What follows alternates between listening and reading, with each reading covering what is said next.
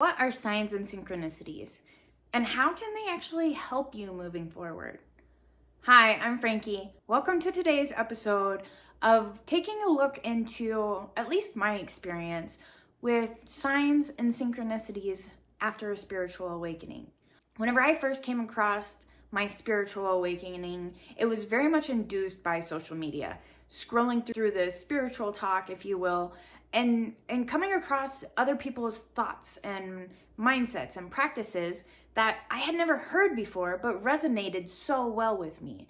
I had always known that there was something else out there. Growing up in the Bible Belt, it didn't make sense to me as to how there could only be Jesus when there's so many different religions and they all had their own Jesus or God, whatever you want to call it. But I knew energetically that there had to be something more. I just never had education on anything. And so whenever I came across this a few years ago, I was also becoming sober. I was no longer drinking. I had actually quit smoking marijuana, and I was really going at life at a straight edge perspective. Along with some other instances that was going on within my life, I think I really took hold of the spiritual talk and the people that I was coming across through TikTok a little too heavily than one should be. Yeah, I embraced it. And while I felt comfortable, maybe it was all the dopamine hits from all the tarot readings, but I very much learned surface level things of what that spiritual awakening meant and different signs and how to speak to spiritual guides. And then I started learning about the different deities and all these archangels, and there's just so much out there, and it was just fascinating to me that I soaked it up like a sponge. I became very intrigued by the signs and the synchronicities. And while at the time a man was brought into my life, as there always is a man brought into your life, and there were certain things that kept occurring between me and him that weren't so much forced or me rationalizing things, but definitely later on led to me forcing and rationalizing different other signs, trying to get the answer for moving forward in the situation, or if I should just let it go. And while I think that it's a fun game, it's pretty fun to just be going about your normal day and come across synchronicities, some of the same things reoccurring that you become aware of. And it's, again, not forcing, but just out of nowhere, your eye gets pulled into some direction and a strawberry shows up. Or maybe it's a T-Rex. Different weird things that you have already made a sign while speaking with your spiritual guides. Or you just have this awareness. Or maybe you haven't even been speaking to your spiritual guides and you just keep seeing, like angel numbers, the same things reoccurring over and over again. And you're like, wow, that's kind of weird. Or maybe you haven't noticed them at all. And honestly, I think it's funny how we can survive so long before our spiritual awakening without having any clue of this. And then, at least for me, once I was aware of it, I honed in and went back to that chokehold and was like, okay, give me my sign. Tell me how to move forward. That is definitely a pattern that I have found within myself, especially when it comes to signs and synchronicities. Now, while this dude was brought into my life at this time, we had weird synchronicities, we'll just say weird synchronicities. While our door handles to our fridges, both of our fridges didn't have a door handle. I thought that was really weird. There were some other things, but who doesn't have a handle to the refrigerator door, let alone meet somebody who also doesn't have a handle to their door?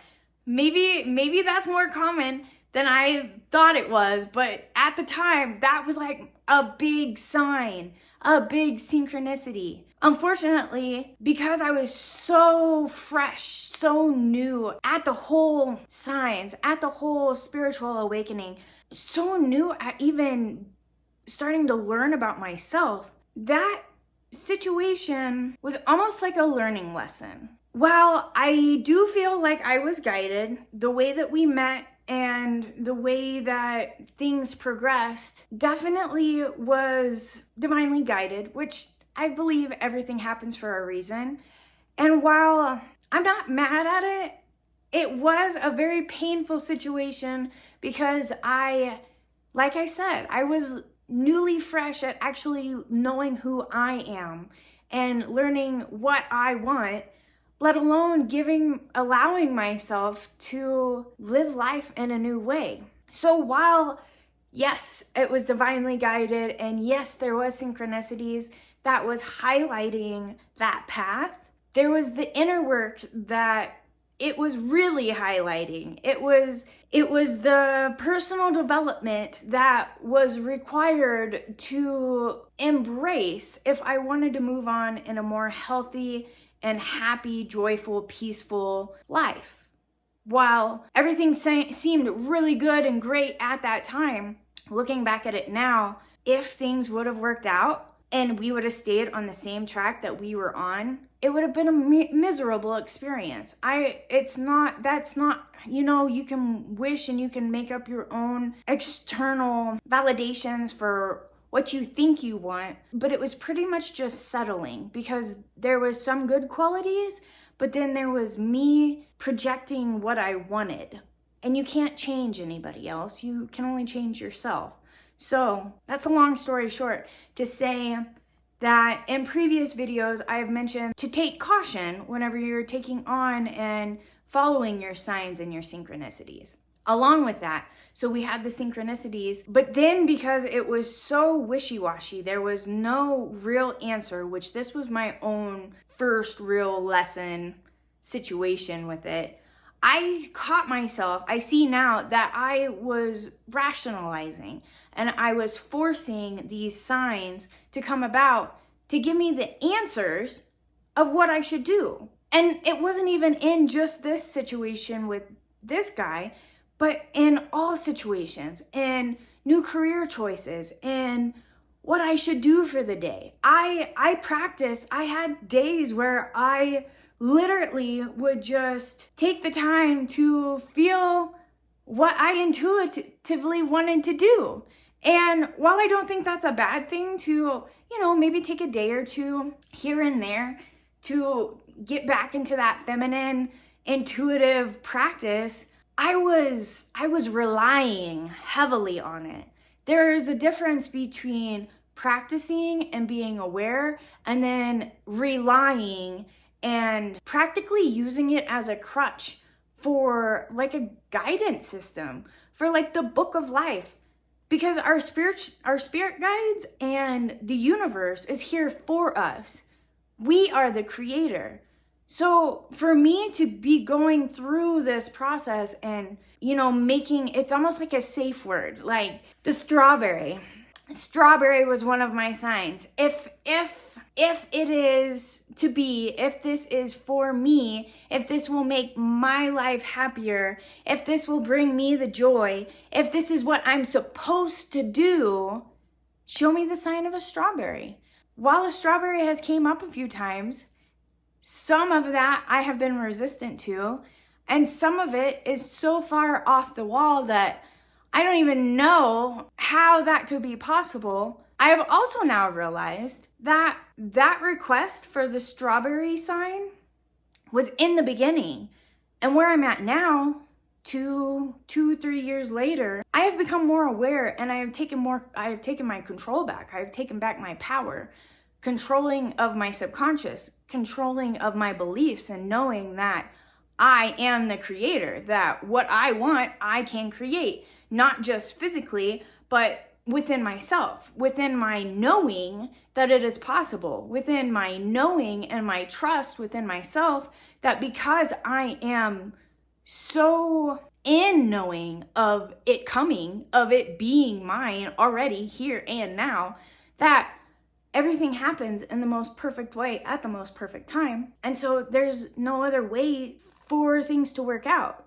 Now, the learning curve on that has really been embodying and knowing my self-worth and loving myself and knowing that changing those thoughts and that frequency of knowing that it is mine. It's already here. It's already mine. So with those signs and those synchronicities, for so long, I would try to force them. And I don't know about you, if you've had any experience in this, or if you've recognized any patterns within your own experience of following through with signs, using your signs as your crutch, using it as your map to wherever you're supposed to go. While I do believe it is a map, it's like breadcrumbs for you to follow. I also have to say, just because I ask for a strawberry doesn't mean that I want to eat a strawberry every time I see a strawberry. And that was another thing that used to get me a little twisted, is there would be people going on vacations that were in my chair, or certain places around the world that was brought up. And because those names would keep reoccurring, I thought, I need to go on a trip to this place. When it wasn't a breadcrumb for me to go on a trip to that place. It was actually a breadcrumb to see what was going on between the different instances whenever that place was being brought up. And that, you don't know. Whenever you're first getting to know and first working through everything, you want the answers. You want the cheat sheet. You want life to be easy and to be given to you on a silver platter. But in reality, that's not how it works.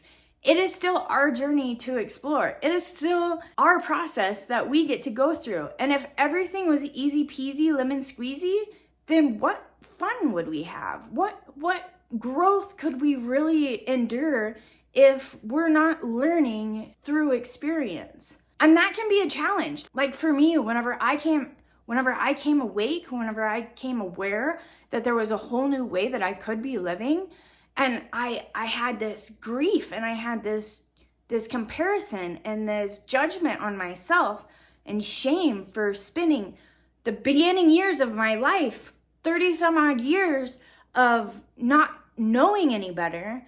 And so all I wanted to do was just snap my fingers, because now I know the literature, I know what's being said to me, but I haven't fully embraced it. I haven't fully developed my own skills within myself to progress forward to be. But in reality, how can you expect to just overnight a process that takes it takes the time to be experienced, to be embodied, to be able to ingrain and be learnt throughout your system. You didn't just instantly become the person that you were before your spiritual awakening. You had all those years of practicing whatever habits it was that you were practicing to make yourself feel safe, whatever you knew that was comfortable. It took you years of establishing that. So to become aware within the spiritual realm of within yourself, you have to give yourself grace and understanding that it's going to be a little bit of a process. You are capable of it, but it's still going to take a little bit of practice. And while signs and synchronicities are awesome, they're definitely a great way to keep yourself on track, there has to be a little bit of a balance there, though. There has to be an understanding and a knowing and a trusting within yourself that you get to make the decisions.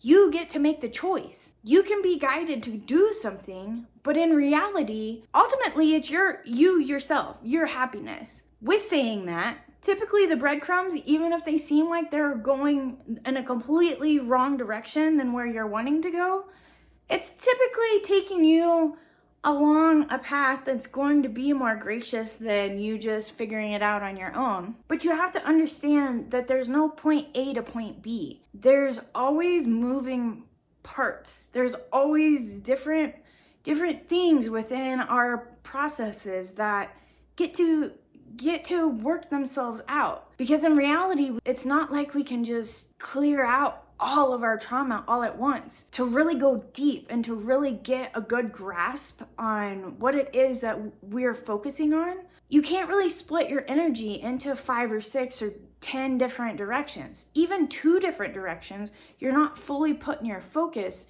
on creating the best habit that you possibly can. And this is something that I have struggled with. This is where getting away from just hitting that surface level and actually diving deep and really focusing and putting my attention and my awareness and practicing and embodying a new way of being, tweaking different steps, different ways of being in order to achieve what it is that I actually want. It's slowing down. It's bringing in that feminine, slower energy to be okay with where I am, to be okay with taking it one step at a time instead of trying to do everything all at once. We are exactly where we're supposed to be right now, right here. And I feel like we all have our own journeys. It's not even that I feel like, it's true. We all are in our own journeys. We all are going to have our own interests, and we're all going to have our own desires of what we want to share, of how we want to move forward. Even after a spiritual awakening, it is your decision as to what you do. You have the power within you. Nobody else is going to make you do anything, because at the end of the day, it is your choice. So don't let anybody make you feel rushed. Stop comparing yourself to anybody else. You are exactly where you're supposed to be, exactly at the right time, always. So trust yourself. Take control of what you can control within yourself and decide on what it is that you truly desire. Work towards that. You are worth it, and you got this.